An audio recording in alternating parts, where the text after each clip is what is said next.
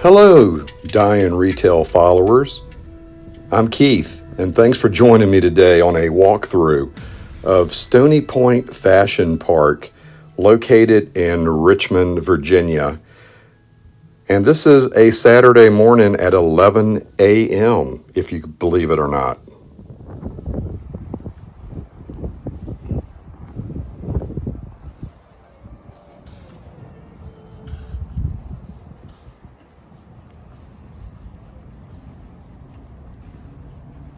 The morning that I filmed this video was a very cold and blustery day. And at first I attributed the cold temperatures for the location being as dead as it's looking right now.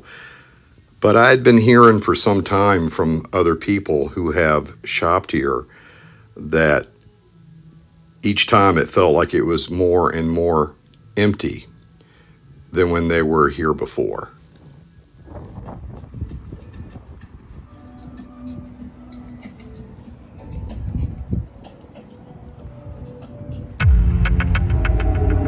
Stony Point opened September 28th, 2003, and it was competing against the neighboring Pump Towne Center in nearby Henrico County, which was being developed at the same time and was also going for high-dollar retailers to fill its spaces. Taubman had been trying to court Nordstroms to the Richmond area after they had expanded to the East Coast and opened in the Northern Virginia area. Nordstroms started to show interest in coming into the Richmond area and was also looking at Regency Square Mall as well as the proposed Stony Point location, which is one reason Taubman purchased Regency Square Mall. However, Nordstroms liked the demographics of the Pump property and signed with them. And that's when people started signaling that this was the end of Stony Point. Taubman came back with a smaller development, as well as making it an open-air concept instead of the original plans for an enclosed space. This again also competed with Pump, which was also going to be an open-air property.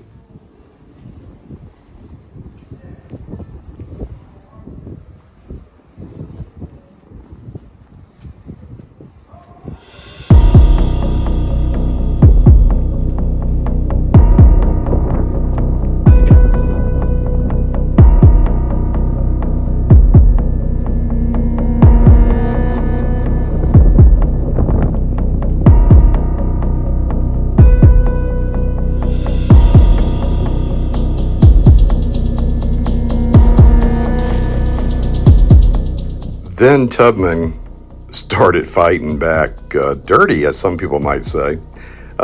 They filed lawsuits and sued Henrico County, saying that the CDA that was developed between the developers of Pump and the county, the Commercial Development Agreement, the way they were going to finance bonds was not legal.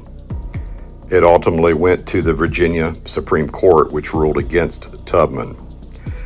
And there was plenty of speculation that the reason for these suits was mainly to protect Taubman's other property in Henrico County, the recently acquired Regency Square Mall.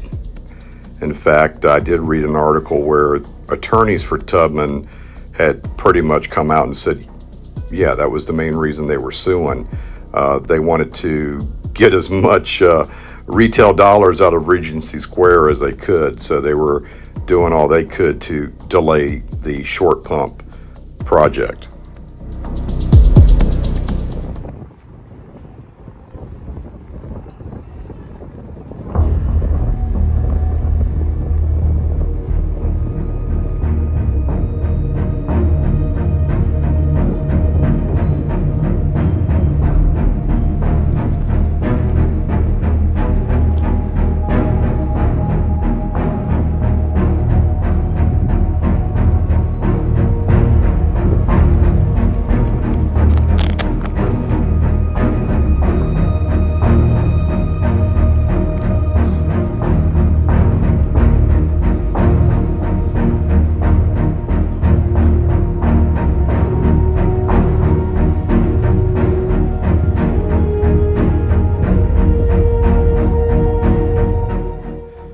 When Stony Point opened, they had signed leases with 76 tenants.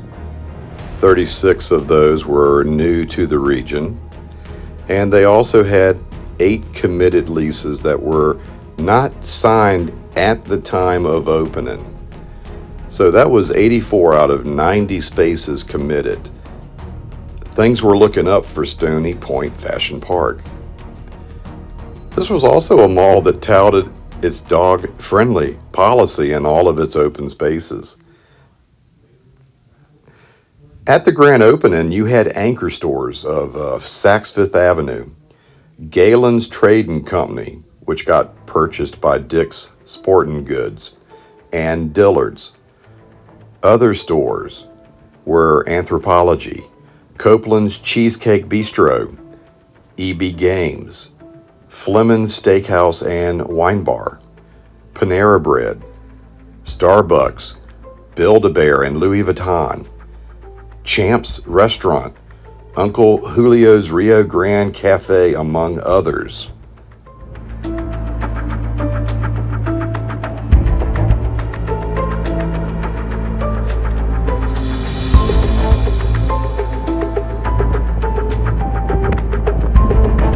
While doing this research, I came across plenty of advertisements for things that fit into the name of Stony Point Fashion Park, namely a lot of fashion shows and similar type events were held here. You had live music during the evenings and weekends for people to enjoy the outdoors. You also, in the wintertime, had an ice skating rink. Things of that nature. Just things I guess you would expect to find in a highfalutin, high-dollar retail establishment.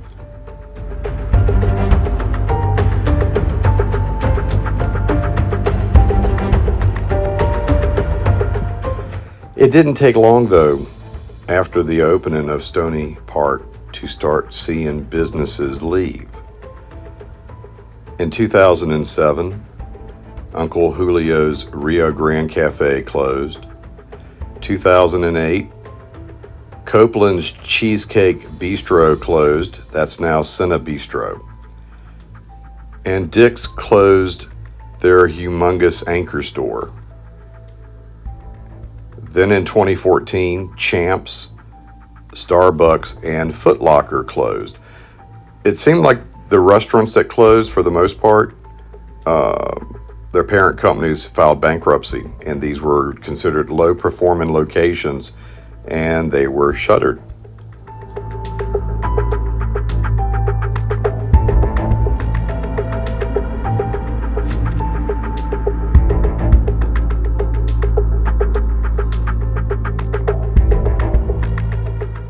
The one thing that I noticed during my visit was it was hard to tell which locations were open for business.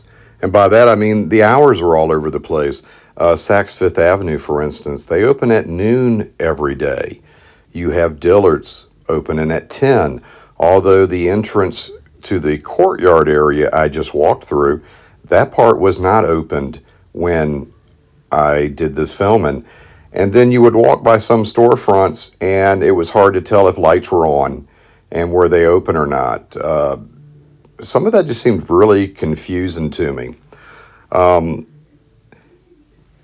In June of 2014, Taubman sold the mall to Starwood Capital Group.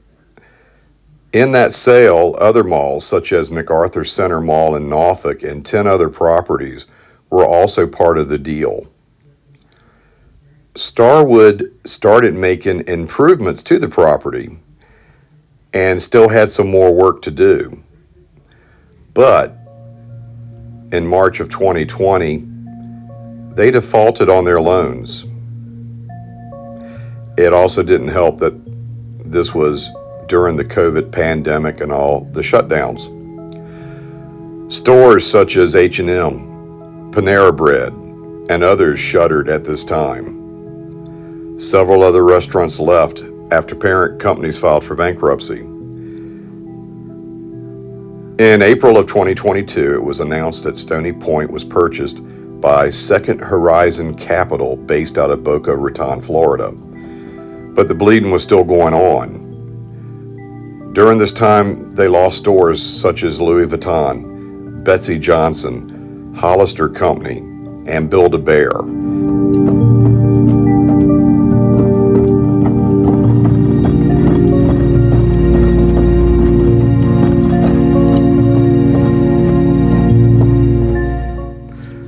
I'm also not seeing anything in the newspapers concerning what do the new owners plan on doing with this property to slow the exodus of businesses and bring new stores into this complex.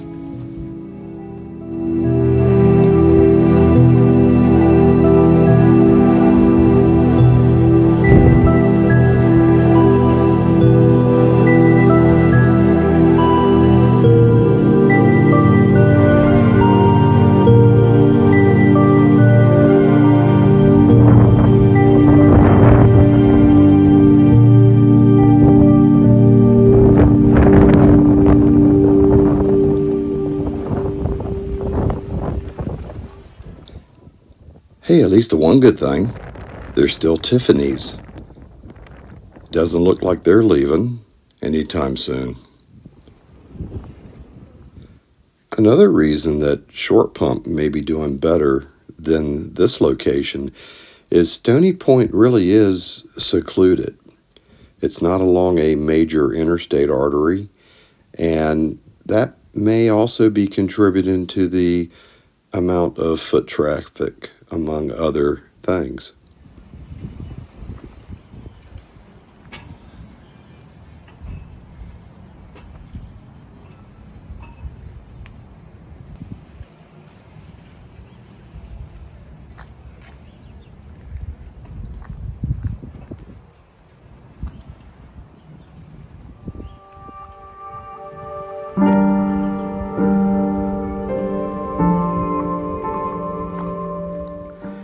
Straight ahead is where Dick's Sporting Good was, which opened up as a Galen's Sporting Good store that was bought out by Dick's.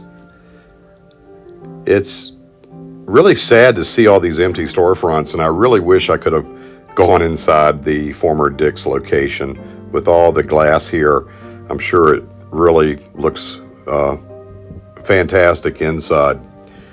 But compared to when Stony Point opened and the almost 100% occupancy rate and the promises that this mall was delivering, to see it today in 2023, you can tell that that promise was never realized.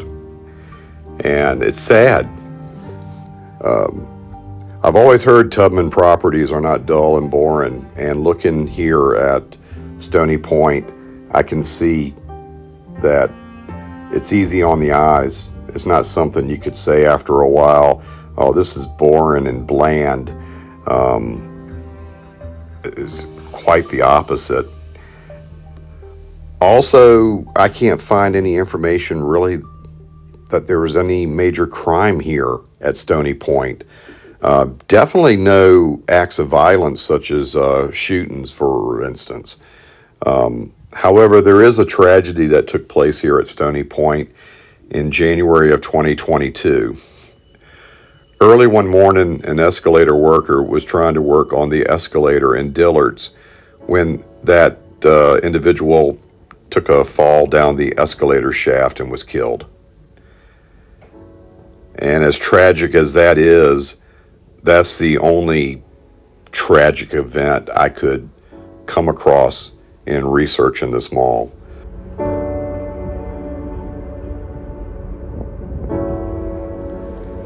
I guess only time will tell if Stony Point Fashion Park makes it.